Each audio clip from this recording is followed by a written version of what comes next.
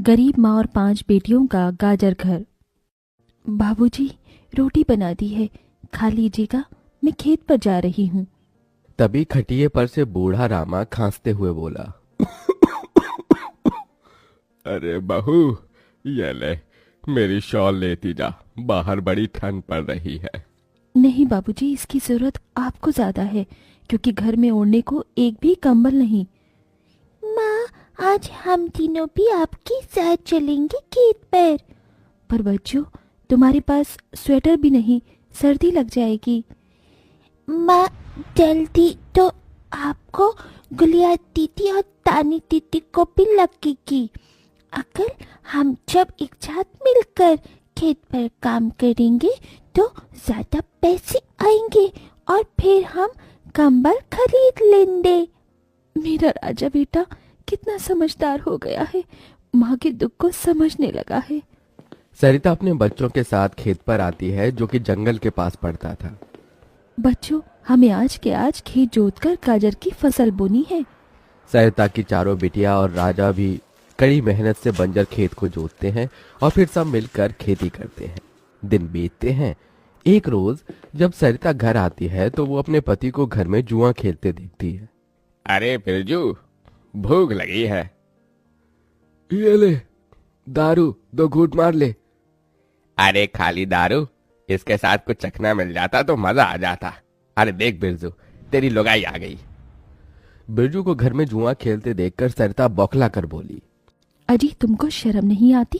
घर में जुआ खेलते और दारूबाजी करते। तो फिर बोली, अरे जानती नहीं, पति परमेश्वर होता है और पत्नी की जगह पति के पैरों में होती है। चल जल्दी से मेरे लिए अंडा ऑमलेट बना और गरम रोटी भी। तुम्हें अब मुफ्त का खिलाने को राशन नहीं मेरे पास। 6 बच्चे हो गए हैं, जानती भी हो इन सब का पेट कितनी मुश्किल से पाल रही हूँ मैं। तुम्हें तो जिम्मेदारी से मतलब ही नहीं।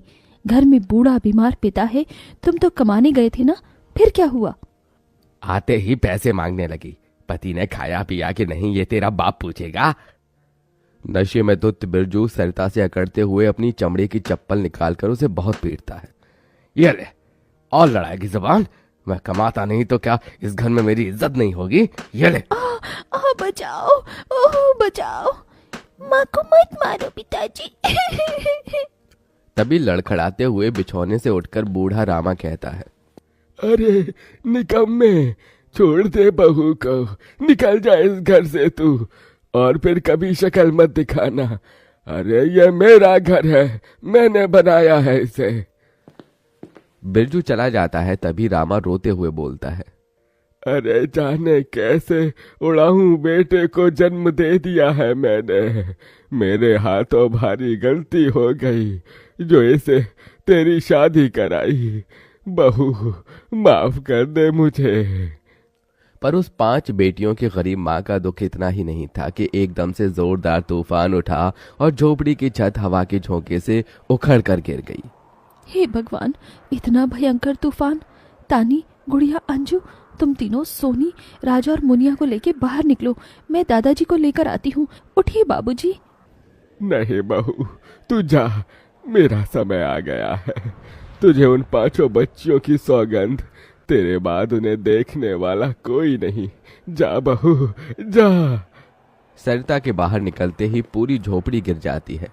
सरिता छाती पीट पीट कर रोने लगती है। बाबूजी।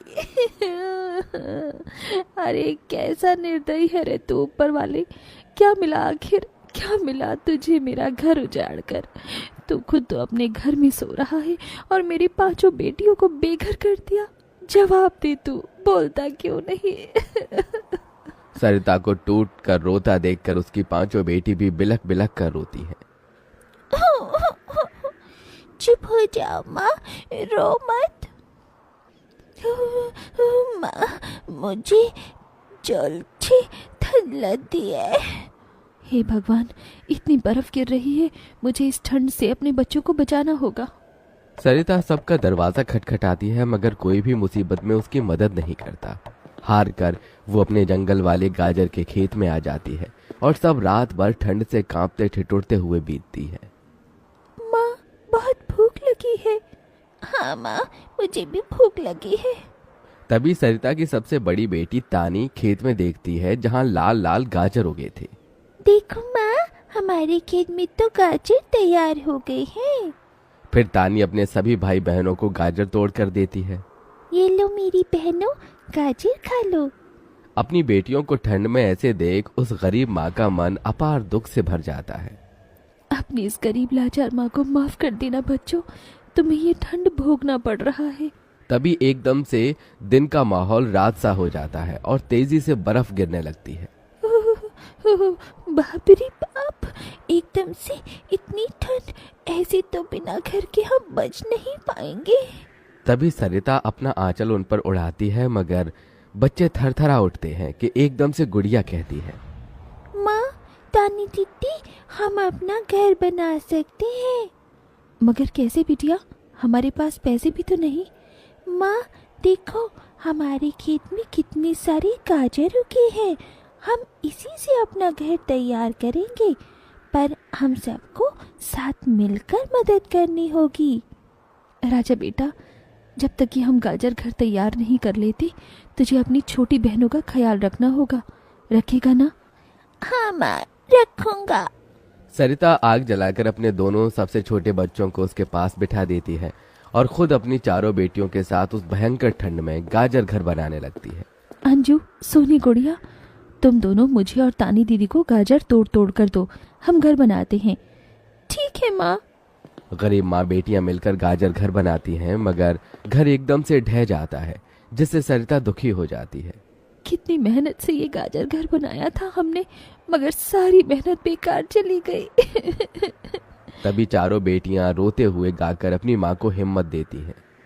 जिंदगी की यही रीत है, हार के बाद ही जीत है।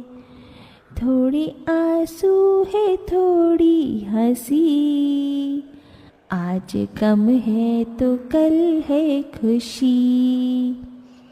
जिंदगी की यही रीत है, हार के बाद ही जीत है। मेरी बच्चियों। रोते हुए सरिता अपनी बेटी को गले से लगा लेती है। वो फिर कोशिश करते हैं, कई बार उनका गाजर घर बिगड़ता है। तभी गुड़िया कहती है, माँ, अगर हम अपना गाजर घर मजबूत बनाने के लिए पहले लकड़ी फट्टे से ढांचा बना लें, तो फिर हमारा गाजर घर नहीं गिरेगा। सब ऐसा ही करते हैं, जिससे उस बार उनका गाजर का घर मजबूत बन जाता है। सरिता अपनी पांचों बेटियों और बेटे के साथ घर के अंदर आती है। तब जाकर उनके शरीर को गर्माहट महसूस होती है। अरे वाह माँ, दीदी, आप सबने कितना सुंदर गाजर घर बनाया है, और ये कितना गर्म भी है। तभी सरिता अपने बेटे बेटियों का मुंह देखती है। सबकी आंखों में भूख थी। मैं जानती हूँ तुम सबको भूख लगी है ना, अपनी माँ को एक दिन दे दो, मैं कल काम ढूंढ लूंगी। ठीक है, आज हम ये गाजर खाकर सो लेंगे। आप भी खा लो ना माँ, आपने 2 दिन से कुछ नहीं खाया। सोनी अपने नन्हे हाथों से अपनी गरीब माँ को गाजर खिलाती है। अगले दिन सरिता ठंड में इधर से उधर काम ढूंढने भटकती रहती है, मगर कोई उसे काम नहीं देता। इधर अब उसके खेत के गाजर भी खत्म हो गए थे, जिससे उसकी बेटियां भूखी थी और उसकी दूधमुही बेटी भूख से रोई जा रही थी। माँ, मुन्ना को भूख लगी है, उसे खाना चाहिए। छोटे बच्चे खाना नहीं खाते राजा, इसे दूध पीना है। हे बसुरी बजैया, एक माँ की ममता की इतनी भी परीक्षा मत लो कि वो अपने बच्चे को दूध भी ना पिला सके। तभी सरिता को द्वार पर एक गाय के रंभाने की आवाज सुनाई दी। माँ, लगता है बाहर गाय आई है। सरिता अपनी बेटियों के साथ बाहर आकर देखती है तो गाय के थन से दूध की धारा बहे जा रही थी। इस गाय के थन में कितना दूध गिर रहा है। सरिता गाय का गर्म दूध अपनी बेटी को पिलाती है। तभी गाय उसके खेत में जाकर गोबर कर देती है, जिससे एकदम से जादू होता है और खेत लाल चमकदार गाजर से भर जाता है। माँ, ये तो कोई जादुई गाय लगती है। देखो, हमारे खेत में कितने गाजर हो गए। हाँ गुड़िया, मैं जादुई गाय हूँ। मुझे वरदान प्राप्त है, जिस भी बंजर खेत में मैं गोबर करूँगी वो फसल से भर जाएगी। मैं इससे पहले भी तुम्हारे खेत में आई थी। इसका मतलब गौ माता, आपकी वजह से उस वक्त भी मुझ गरीब के बंजर खेत में गाजर उगी थी। आपका कोटि कोटि धन्यवाद गौ माता। माँ, तुम काम ढूंढ रही थी ना, अब मैं ढूंढना। तुम तो कितना अच्छा गाजर का हलवा बनाती हो, और गाय के दूध से खोया, घी, दूध सब बनता है। तुम हलवा बनाकर बेचो। सरिता उस गाय के दूध से घी खोया तैयार कर लेती है और गाजर का हलवा बनाकर बेचने लगती है, जो कि लोगों को खाने में स्वादिष्ट लगता है। उसकी अच्छी कमाई होती है, जिससे उसकी आर्थिक स्थिति ठीक हो जाती है और वो गाय उसके गाजर घर के बाहर बंधी खेत के गाजर और घर दोनों की पहरेदारी दिया करती।